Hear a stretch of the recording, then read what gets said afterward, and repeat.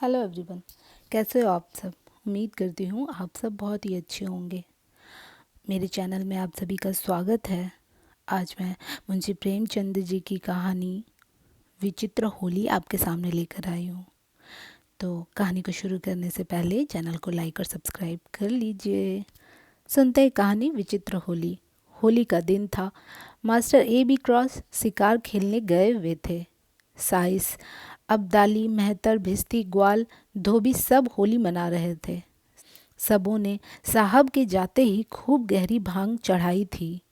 इस समय बगीचे में बैठे वे होली फाग गा रहे थे, पर रह रहकर बगल के फाटक की तरफ झांक लेते कि साहब आ तो नहीं रहे। इतने में शेख नूर अली आकर सामने खड़े हो गए। साइस ने पूछा, कहो खानसामा जी, साहब कब आएंगे?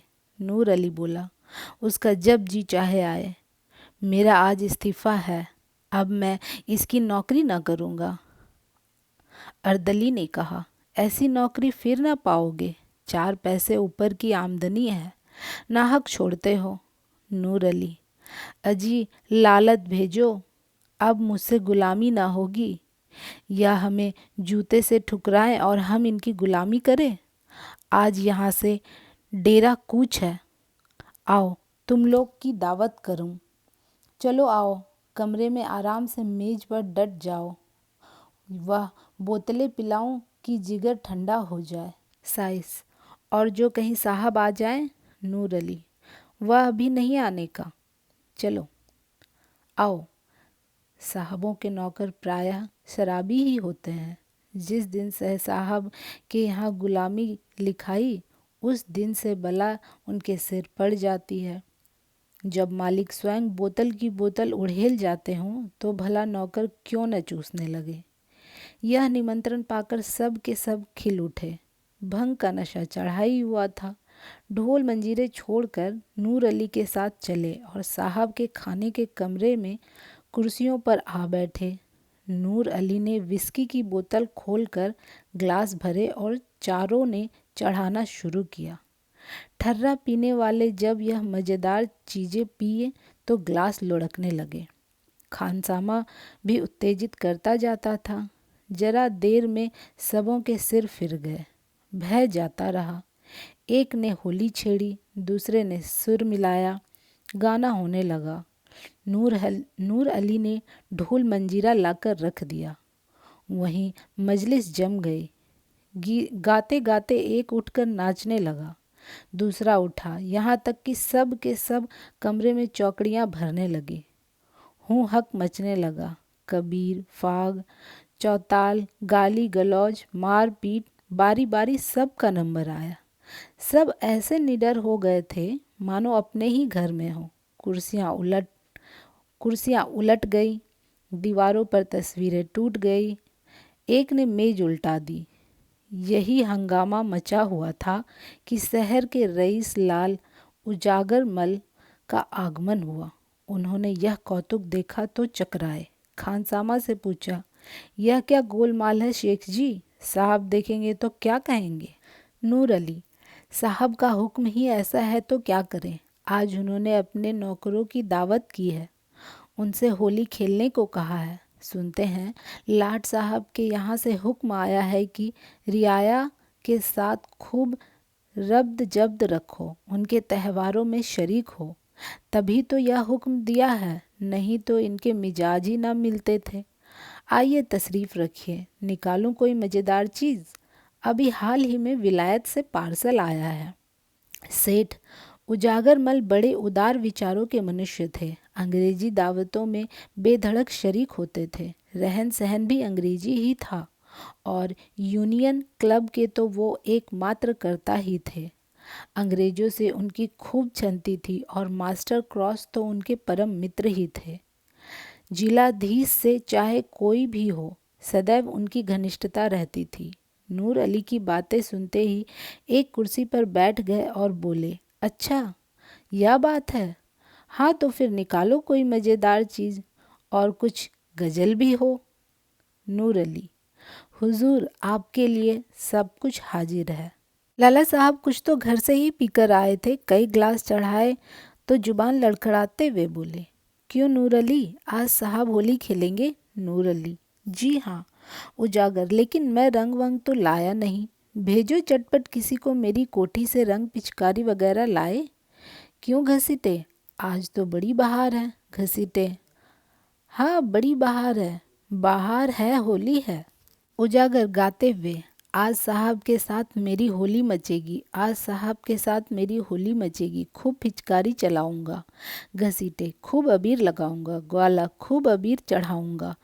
धोबी, बोतल पर बोतल चढ़ाऊंगा।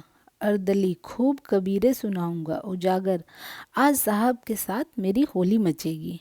नूर अली, अच्छा सब लोग संभल जाओ, साहब का मोटर आ रहा है। सेठ जी, यह लीजिए, मैं दौड़कर रंग पिचकारी लाया, बस एक बोतल छोड़ दीजिए और जैसे ही साहब कमरे में आए उन पर पिचकारी छोड़िए और तुम लोग उनके मुंह पर गुलाल मलो, साहब मारे खुशी के फूल जाएंगे। वह लो, मोटर हाथे में आ गया, होशियार। मास्टर क्रॉस अपनी बंदूक हाथ में लिए मोटर से उतरे और लगे आदमियों को बुलाने, पर वहाँ तो चारों ओर चौताल हो रहा था, सुनता कौन? चकराए, यह मामला क्या है? क्या ये सब हम मेरे बंगले में गा रहे हैं? क्रोध से भरे हुए बंगले में दाखिल हुए तो डाइनिंग रूम से गाने की आवाज़ आ रही थी। अब क्या था? जामे से बाहर हो गए, चेहरा विकृत हो गया, हंटर उतार लिया और डाइनिंग रूम की ओर चले, लेकिन अभी तक एक कदम दरवाजे के बाहर ही था कि सेठ उजागर मल ने पिचकारी छोड़ी। सारी कपड़े तर हो गए, आंखों में भी रंग घुस गया। आंखें पोंछ ही रहे थे कि साइस ग्वाला सब के सब दौड़े और साहब को पकड़कर उनके मुंह पर रंग मलने लगे। धोबी ने तेल और कालिक का पाउडर लगा दिया। साहब के क्रोध की सीमा न रही। हंटर लेकर सबों को अंधाधुंध पीटने लगे। बेचारे सोचे हुए थे कि साहब खुश होकर इनाम देंगे। हंटर पड़ा तो नशा हिरन हो गया, कोई इधर भागा तो कोई उधर भागा। सेठ उजागर मल ने जब यह रंग देखा तो सब कुछ समझ गए कि यह सब नूर अली का किया धरा है। एक कोने में दुबक रहे। जब कमरे से नौकर खाली हो गए तो साहब उनकी ओर बढ़े। लाला साहब के होश उड़ गए। तेजी से कमरे के बाहर निकले और सिर पर पैर रखकर बेतहाशा भागे। साहब उनके पीछे दौड़े। सेठ जी की फिटन फाटन बाहर खड़ी थी। घोड़े के धम धम खटपट सुनी तो चौंक गया। कनौतियाँ खड़ी की और फिटन ले भागा। विचित्र दृश्य था। आगे आगे फिटन, उसके पीछे सेठ उजागरमल और उसके पीछे हंटरधारी मास्टर क्रॉस। तीनों बगटुक दौड़े चले जाते थे। सेठ जी एक बार ठोकर खाकर गिरे, पर साहब के पहुँचते पहुँचते संभल कर उठ गए। होते होते बाहर सड़क तक घुस दौड़ रही। अंत में साहब रुक गए। मुंह में कालिख लगाए अब और आगे जाना हास्यजनक मालूम हुआ।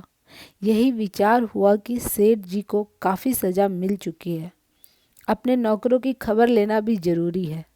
लौट गए। सेठ उजागरमल की जान में जान आई। बैठकर हाँफने लगे। घोड़ा भी ठिठक गया। कोचवान ने उतरकर उन्हें संभाला और गोद में बिठाकर गाड़ी पर बैठा दिया। लाला उजागरमल शहर सहयोगी समाज के नेता थे। उन्हें अंग्रेजों की भावी शुभकामनाओं पर पूर्ण विश्वास था। अंग्रेजी राज्य की तामीली, माली और मूल्य तरक्की का राग गाते थे। अपने सहयोगियों को खूब फटकारा करते थे। अंग्रेजों के इधर उनका आदर सम्मान विशेष रूप से होने लगा। कई बड़े बड़े ठेके जो पहले अंग्रेज ठेकेदारों को ही मिला करते थे, उन्हें दिए गए थे। सहयोग ने उनके मान और धन को खूब बढ़ाया था। अतएव मुख से चाहे वह असहयोग की कितनी भी निंदा करें, पर मन में उनकी उन्नति ही चाहते थे। उन्हें यकीन था कि असहयोग एक हवा है, यह जब तक चलती रहे उसमें अपने गीले कपड़े सुखा लें। वह असहयोगियों के कृत्यों का खूब बढ़ा बढ़ाकर बयान किया करते थे और अधिकारियों के कृत्यों को इन गढ़ी हुई बातों पर विश्वास करते देख दिल में उन पर खूब हंसते थे। ज्यों ज्यों सम्मान बढ़ता था, उनका आत्माभिमान भी बढ़ता था। वह अब पहले की भांति भीरू न थे। गाड़ी पर बैठे और जरा सांस फूलना बंद हुआ तो इस घटना की विवेचना करने लगे। अवश्य नूर अली ने मुझे धोखा दिया। उसकी असहयोगियों से भी मिली भगत होगी। यह लोग होली नहीं खेलते तो इनका इतना क्रोधमत होना इसके सिवा और क्या बतलाता है कि हमें ये लोग कुत्ते से बेहतर नहीं समझते।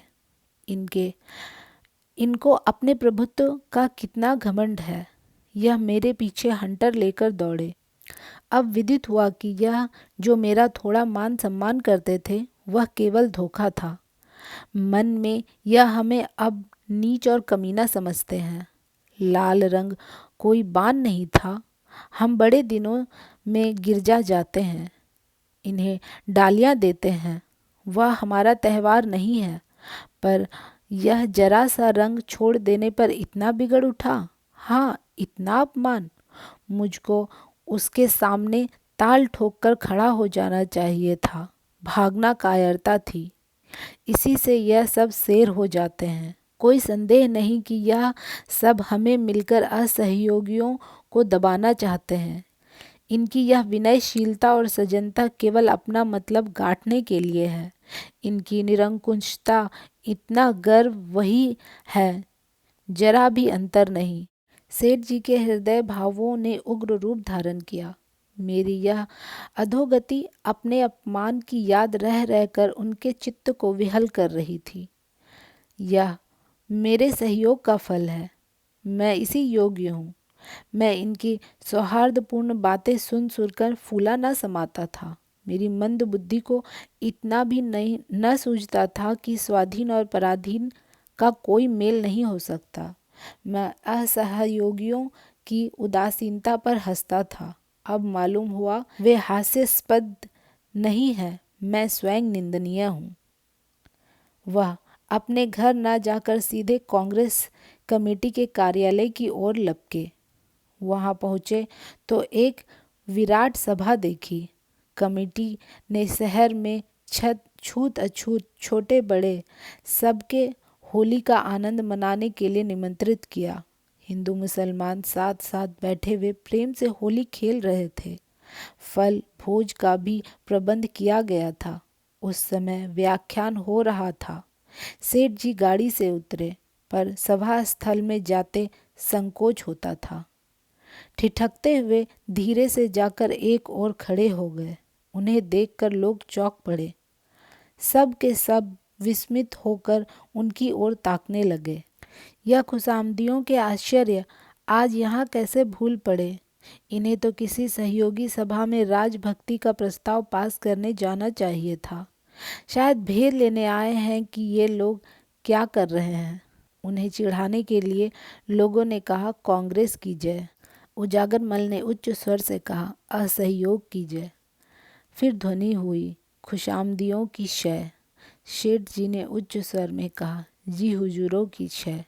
यह कहकर वह समस्त उपस्थित जनों को विस्मय में डालते हुए मंच पर जा पहुँचे और गंभीर भाव से बोले, सज्जनों, मित्रों, मैंने अब तक आपसे असहयोग किया था, उसे क्षमा कर दीजिए। सच्चे दिल से आपसे क्षमा मांगता हूँ।